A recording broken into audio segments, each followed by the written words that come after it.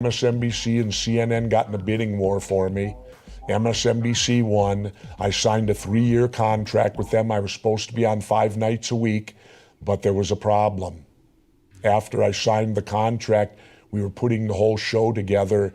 It came out that I opposed the Iraq War. Well, at the same time,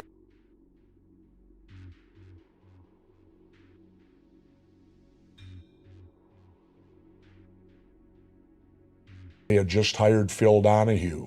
Phil was their highest rated show. He also opposed the Iraq War. Phil got pulled from the air, and I was never allowed on, basically. So I want people and they paid me for the whole 3 years, so I was handcuffed by their contract. I couldn't do any news shows, couldn't do any other network, and they paid the entire 3 years.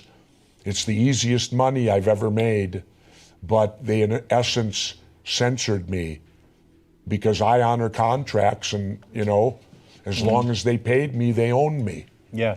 So they did the same thing to Ashley Banfield. She spoke out against the war. Ashley got pulled. Yeah, and not only did they pull her from the air, when she was a huge star at the time. Oh, yeah. Giant rising star. They wouldn't let her out of her contract, and then they moved her office inside a closet. You know why? It's not about Ashley Banfield. That was sending a message to everyone else in the building. Yeah. Okay, so we worried about the Russians, we're worried about Al Jazeera. And I understand those concerns, right? I'm not minimizing those concerns. We should be worried about ourselves. We should be worried about us too. Because when MSNBC does that, well, that's also limiting free speech. Think back, people. There was nobody speaking out against the Iraq War before we invaded.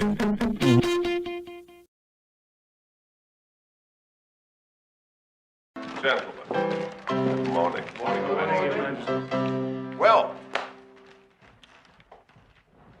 what do you have for me today?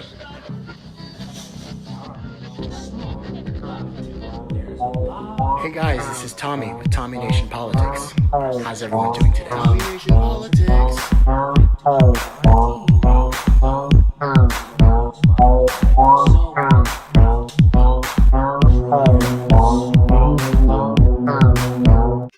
Hi guys, this is Tommy with Tommy Nation Politics. How you doing today, huh? Just got out of the shower. I really had to wipe the slime and crud of Republicans and Democrats off my goddamn skin. It's been a long week, guys. A long week of Republicans and Democrats. Mr. President, Senator Mitch McConnell says he has sent a letter to you explaining his view. Have you seen that letter? Have you communicated with him? And how dire do you believe this is if action doesn't take place in the next few days? First of all, I did get a letter. I got it 10 minutes before I walked in here. I've read it. I plan on talking to Mitch about it. He and I have been down this road once before, back when I was vice president. And I hope we can have some intelligent and honest conversation about what he's proposing. And I think the easiest way to do this, and if the Republicans would not use the filibuster, would be to let us vote on what is already in the Senate right now, passed by the House, to raise the debt limit. And we could do that in the next several days. I just want to be very clear. Can you guarantee that the U.S. will not breach the debt ceiling, that will not happen? No, I can't. That's up to Mitch McConnell. It's possible that the U.S. will not pay its debt. That is possible. I can't believe that will be the end result because the consequence is so dire. I don't believe that. But can I guarantee it? If I could, I would, but I can't. We've got the Republicans that have not held on to any pretense of dignity, integrity, or principles. And the Democrats, they're weak as fuck. Spineless as you know what. But I'm enjoying myself. It's a Sunday fun day. It's October 3rd, year of our Lord, 2021. We're all nearly halfway over from the year. We have election day almost a month away. So I'm easing my game. I'm easy like Sunday morning. I'm chilling. I'm chilaquile. here in the Texas area. We chilaquile. That means we chill. I'm drinking some Shiraz from New Zealand, by the way, guys. It's very good. I forget what the brand's called. It's called Oak Leaf Vineyards, guys. Oak Leaf. Not much oak there in New Zealand. I don't know what the fuck that means. It must be a corporate vineyard. In either case, I feel a fruit-forward, jam-tastic, wonderful Shiraz easing down my throat at this moment. So delicious, delish. I prefer a Petite Sirah, but what can you do, guys? What can you do when you're in the when you're in the blue collar, working man system, and the 1% own more wealth than the bottom 90% combined, and they're the ones in the Napa Valley region drinking all Petite Sirah, so I can't get any. Well, guys, I'm not surprised. I'm not surprised at all. What I can tell you, though, some people will be still surprised that our motherfucking politicians are robbing us, and the 1% own more wealth than the bottom 90% combined. Ooh, I didn't know that happened. Wow, guys, one of these motherfucking players in the game of I Am Shocked and Chagrined is, of course, the one and only Young Turks, guys. I used to watch these guys when I was a little fucking progressive. Little spy. Right in my little soil of Bernie. This is from the CNN poll. We're not making this up. It's right from CNN.com. 43% of Americans still believe that Saddam Hussein was personally involved in the September 11th attacks on this country. 43%. Right now, in September of 2006, 5 years later. That is a stunning number. 43% of Americans are dead wrong on a fact. Okay? You know what that means? That is a colossal failure on the part of the press. There's no excuse for it. No. There is no excuse. Of course there is. The excuse is that the people themselves have to have a curiosity about this. No, they don't. Of course they do. It is the job of the press to inform the American people, and they have failed utterly. I've grown out of that soil. And I guess I've grown out of watching the Young Turks because I have had it with their I'm shocked and chagrined attitudes, guys. Just watch this clip. Let me analyze this with us. Let me tell you what I think. Wait, you tell me what I think. But first, guys, before I play a clip, I have to remind you guys that I'm a free-thinking, progressive, innovative, totally independent media, and I rely on your donations to make it happen, and also buy my not Petite Sirah, Shiraz, from New Zealand. It's a fully bodied and smooth blackberry aroma, black pepper notes, and bold, long finish. I do feel the long finish. I guess it's not false advertising. And neither is Tommy Nation Politics. We're here to give you the news, guys. So make sure you donate, guys, and make sure you contribute. I do need your contributions. Otherwise, I can't do the show, okay? I'm in the working class. PayPal to Tommy Nation Politics. You see that, guys? Capital T, capital N, capital P. Tommy Nation Politics. There's a slogan, or rather a jingle associated with it. It's in minor. Tommy Nation Politics. I'll give you a hint. It's a flat minor. It's more like a Dorian mode, if you'd care to know that. You can also reach us on Discord and Twitter. Tommy Nation Poll. Poll there! Ahoy! Tommy Nation Poll. Join the fight with us always on Facebook.com/Tommy Nation Politics, where you can send us your messages. You can send us your thoughts, your prayers, condolences, if you don't donate to me. And, that's about it, guys. I'm going to show you this clip where some people are still surprised that Joe Biden be fucking a motherfucker. So have you been clear with the White House about how much you're willing to spend on this human infrastructure? We're just working. We're all still talking, working together. Is the White House clear on what you want? I think they're pretty much understanding where I am. And so you don't care how much this bill is. You just need to I want the need. to you. Well, I do care about the bill. I care about the size of the bill. Sure I do. Everybody cares. 3.5 is still too high for you. That's pretty high. House Speaker Nancy Pelosi has officially changed her tune on the budget reconciliation bill. You know, the very bill that she claimed she desperately wanted to pass because she cares about the children. She wants to do something for the children. Well, it turns out the children don't matter all that much, because in a private caucus meeting, Pelosi said the party must make difficult choices because the dynamics have changed and Democrats have not yet agreed to a spending level on the budget reconciliation bill, and that's according to a source familiar with this meeting. Now, I want to give you a direct quote from Nancy Pelosi. This is what she said to the Democratic caucus during this meeting last night. I told all of you that we wouldn't go on to the bipartisan infrastructure bill until we had the reconciliation bill passed by the Senate. We were right on schedule to do all of that. No, you weren't. Until 10 days ago, a week ago, when I heard the news that this number had to come down.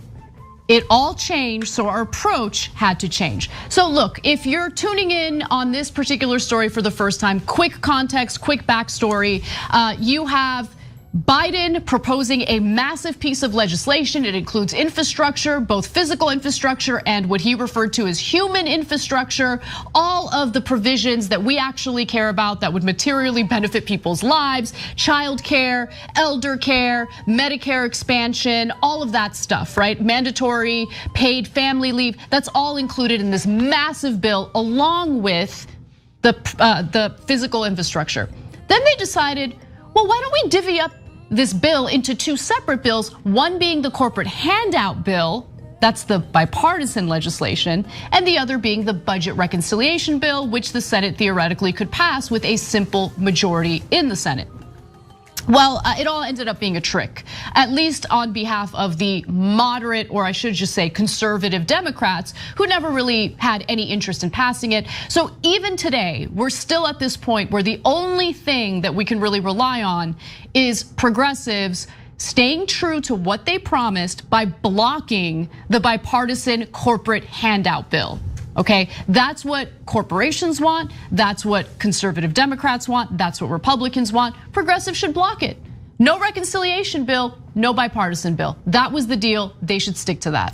The plan originally was for this to pass through the Senate, for the Senate to do its job and bring the House legislation. And it's important to note that it's not progressives putting the House or Biden in this position. This is the progressives pushing Joe Biden's agenda. It was Joe Biden's initial preference to have the Senate pass these both and have them both voted on together in the House. So, I mean, all we have to do is rely on AOC, the squad, to stand firm and make sure that our progressive values and principles are maintained. Sounds like we're gonna lose.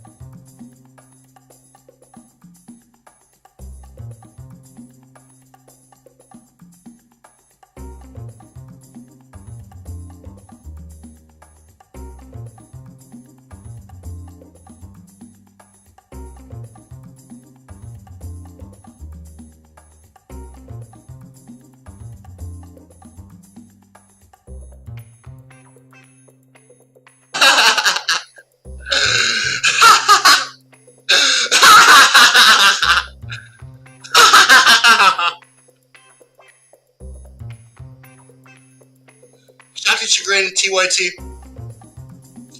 Are you shocked and chagrined, TYT?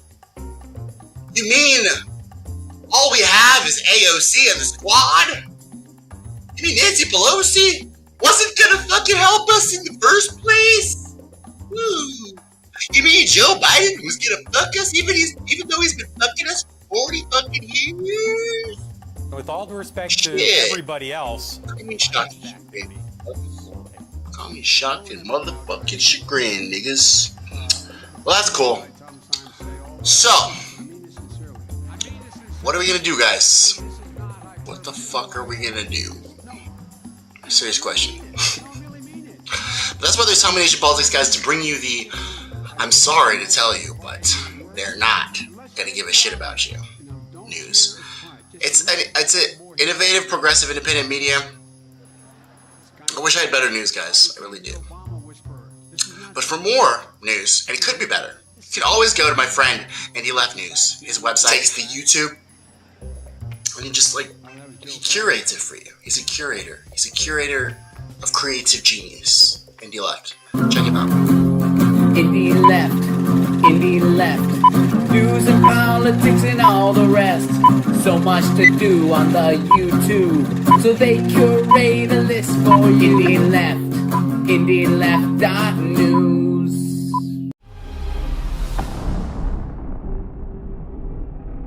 We're not getting paid millions of dollars a year to tell you stories about Russiagate or Kremlin puppet apologist stories that are lies and really defend and buttress and enable the military-industrial complex, the banks in Wall Street. We tell you the truth, the whole truth, nothing but the truth, because we think you can handle the truth.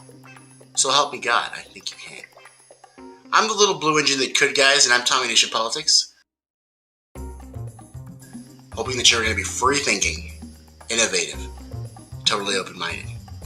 Tommy Be Nation Politics. hard-pressed to find, in the print press I'm talking about, a lack of discussion of this issue over the past 18 months in this country. It is inexcusable that the people do not take these... absolutely it is. You know, your argument, Michael, I mean, I hate to do this, but it's so tired blaming the American people. Have I blamed them always? No. Okay. But this fact, as you call it, has been put out there for American consumption now for over 18 months. I'll agree with you that it has been all over the place, but I mean, it's been tucked and buried, and you really have to investigate. A story like this, a story that has literally changed the face of our country, that has had such an impact on the Middle East. Why isn't it a bold-faced headline on the cover of Time, Newsweek, New York Times, Washington Post? Why is it? It's been why is it only buried in dense, articles that intellectuals read? Well, between just a trifle, of course. Can I try it? Majesty.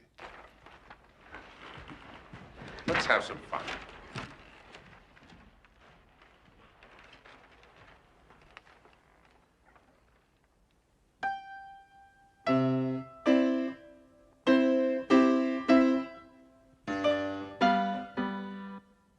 Delightful chord composer. May I play it when he comes in? You do me too much honor, sire. Bring in Herr Mozart, please. But slowly. Slowly. I need a minute to practice.